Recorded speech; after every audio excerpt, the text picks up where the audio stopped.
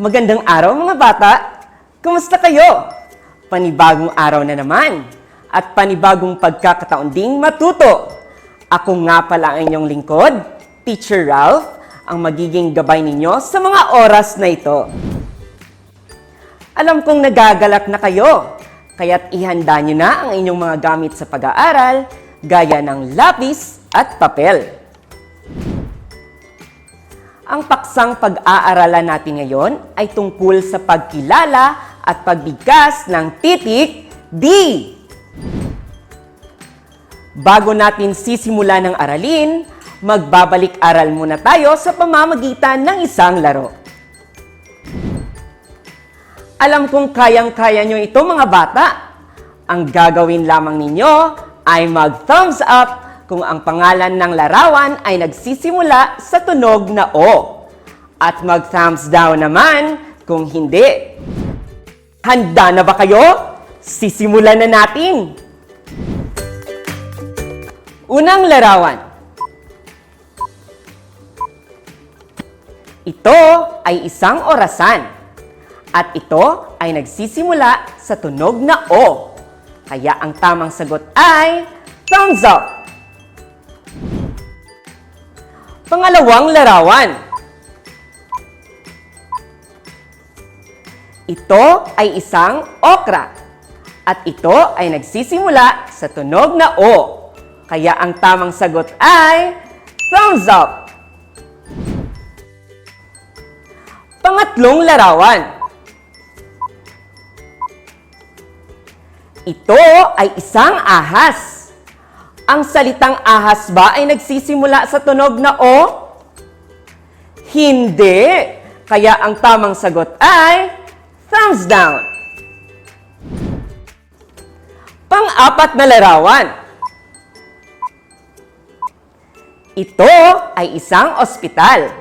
At ito ay nagsisimula sa tunog na O. Kaya ang tamang sagot ay thumbs up. Panghuling larawan.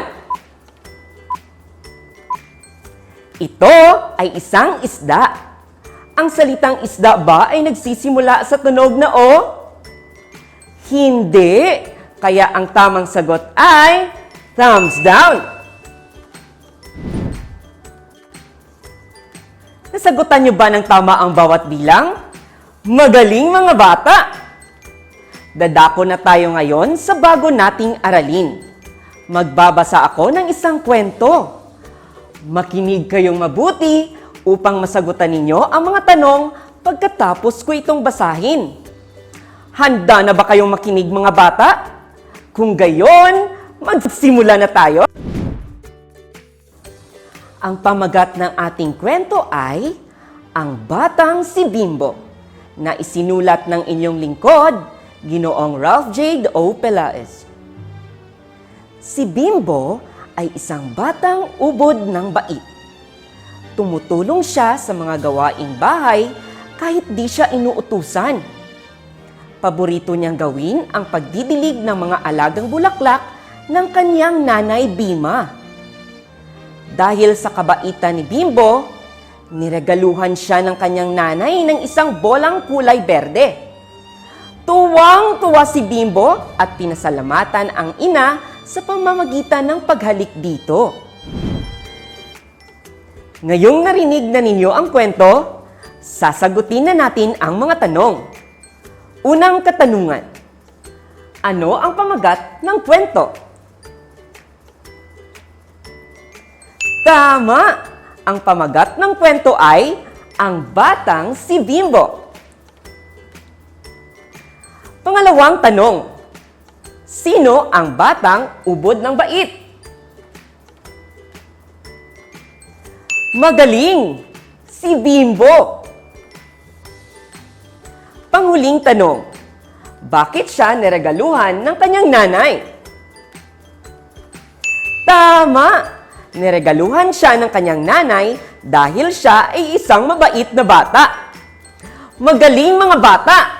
Laging pakatandaan na maging mabait at matulungin sa mga magulang sa lahat ng oras upang sila ay masiyahan sa atin. Sino nga ulit ang bata sa ating kwento? Magaling! Ang bata sa ating kwento ay si Bimbo. Ang pangalang Bimbo ay nagsisimula sa titik B na may tunog na B. B. Bimbo. Sabayan nyo nga ako mga bata. B. Bimbo. Magaling. Pakiulit nga. Mahusay. Ano naman ang pangalan ng nanay ni Bimbo? Magaling. Ang pangalan ng nanay ni Bimbo ay Bima. Ang pangalang Bima ay nagsisimula rin sa titik B na may tunog B. B. Bima.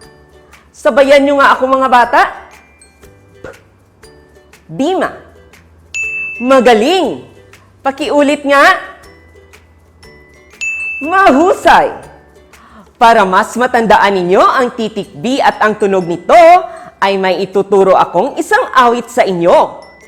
Pakinggan ng maayos upang masabayan niyo ako. Ano ang tunog ng titik? Titik. Ano ang tunog ng titik?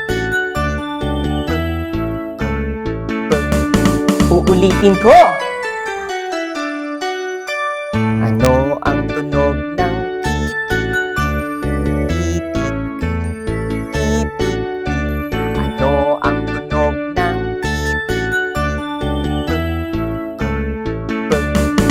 Ngayon mga bata, sabayan nyo na ako. Ano ang tunog ng titik? Titik.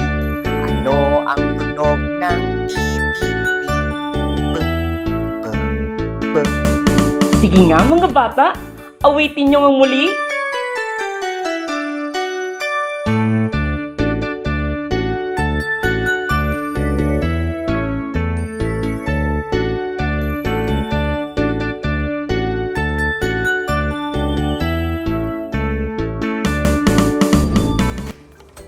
Anong titik nyo ulit ito, mga bata?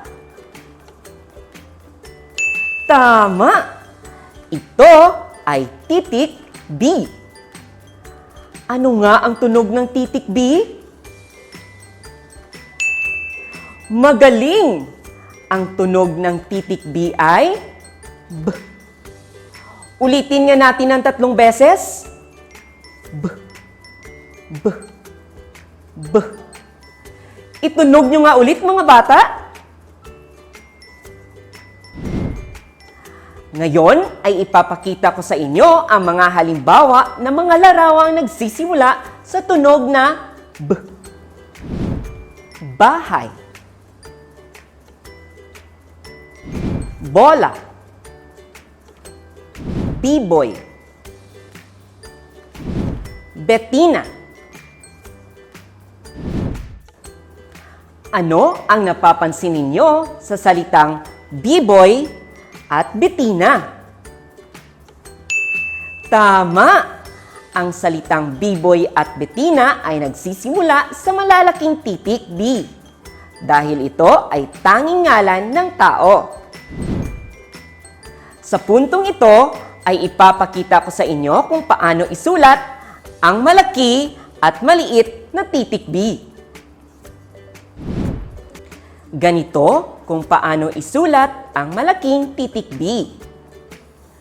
Una ay gagawa tayo ng isang patayong linya mula sa asul, papuntang asul na linya sa ibaba tulad nito. Sunod ay gagawa tayo ng isang pakurbang linya mula sa asul, papuntang pulang linya sa gitna tulad nito. At panghuli, isa pang pakurbang linya mula sa pula, papuntang asul na linya sa ibaba, tulad nito. Sabayan nyo nga ako mga bata. Patayong linya, pakurbang linya, at isa pang pakurbang linya. Nakuha nyo ba? Sige nga mga bata, kayo na lang.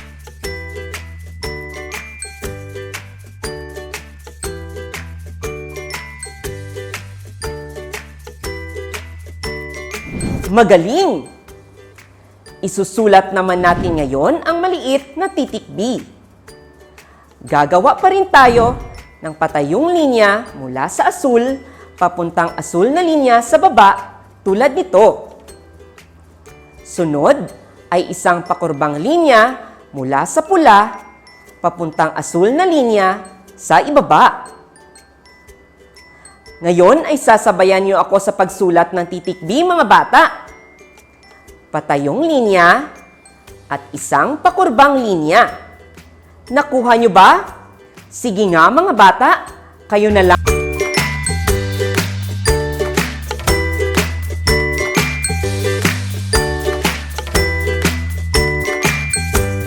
Magaling mga bata! Ngayong alam na ninyo ang tamang pagsulat at ang tunog ng titik B, oras na upang tayo ay magbasa ng mga salita, parirala at pangungusap na may tunog na B. Humanda na mga bata! Ako muna ang magbabasa ng mga salita, pagkatapos ay sasabayan ninyo ako at sa pangatlong beses, kayo na lang ang magbabasa. Bao, baso, baba, bisa, bababa, bimbi, basa, biba, babasa, bibo. Ngayon ay sabay nating basahin mga bata. Bao, baso, baba, bisa, bababa, bimbi, basa, biba, babasa, bibo. Sige nga mga bata, kayo na lang ang magbasa.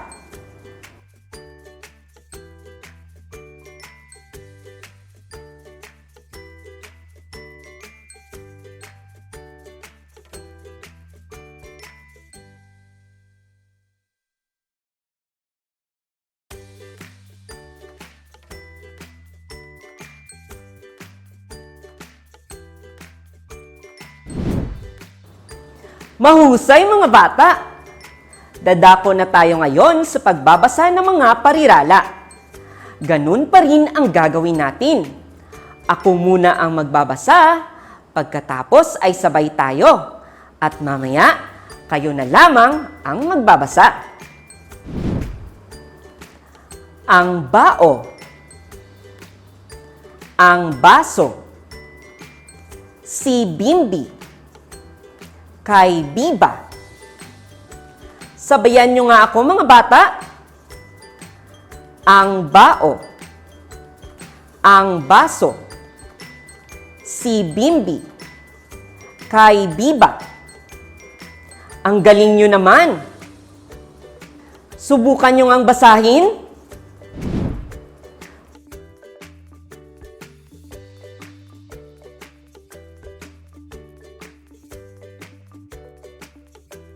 Mahusay mga bata! Babasahin naman natin ngayon ang mga pangungusap. Pakinggan ng maayos mga bata kung paano ko basahin ang mga ito.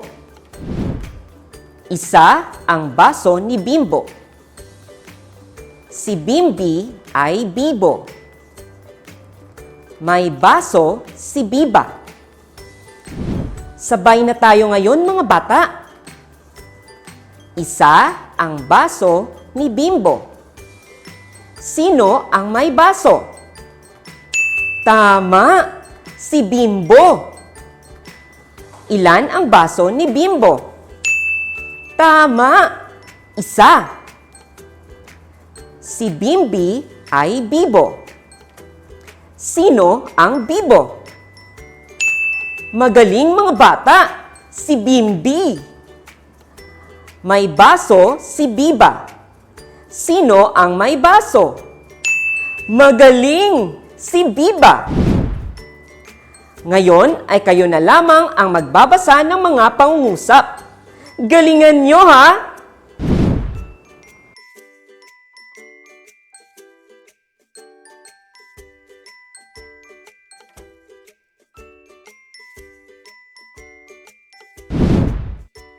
Magaling mga bata! Ako'y natutuwa sa galing na inyong ipinakita sa bawat gawain sa ating aralin. Naway marami kayong natutuhan ngayong araw.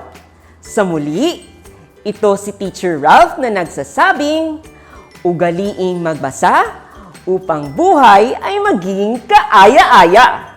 Hanggang sa muli!